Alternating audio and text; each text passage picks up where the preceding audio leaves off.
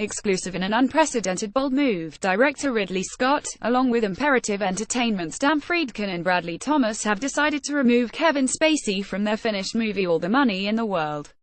Christopher Plummer has been set to replace Spacey in the role of J. Paul Getty.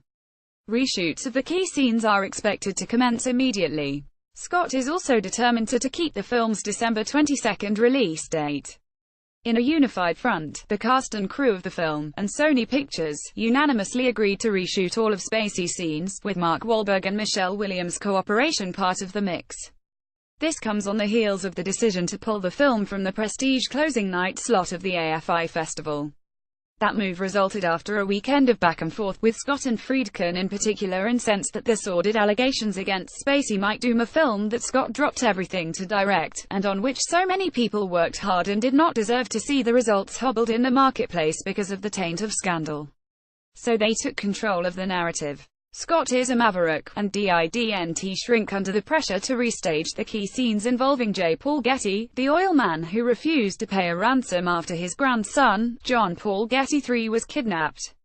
Spacey worked about 8 to 10 days on the film, but the character is an important presence even if much of the action in the thriller involves the frantic efforts of the kidnapped heir's mother Gail Harris Williams, and Getty's advisor Wahlberg to free the youth.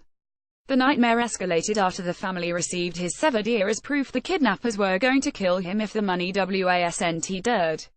Though far more dramatic, considering how quickly the release date is approaching, with a need to not only reshoot but also to redo the marketing materials. This becomes the second instance where filmmakers refuse to allow their picture to be doomed by scandal.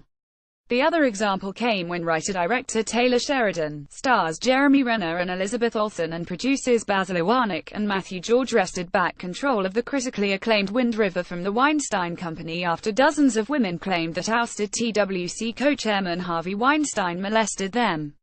Given the state of the current environment and news, it's inspiring to see filmmakers fight for what is morally right, and the producers' support of Scott gives the movie a chance for a fair shake in the marketplace and potentially an award season, which would not have happened had Spacey's scenes been left intact after the troubling allegations leveled against the actor.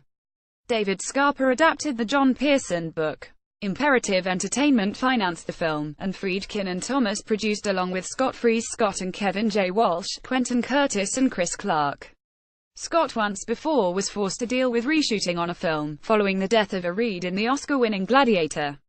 Those circumstances were dramatically different than the decision that was made today on All the Money in the World.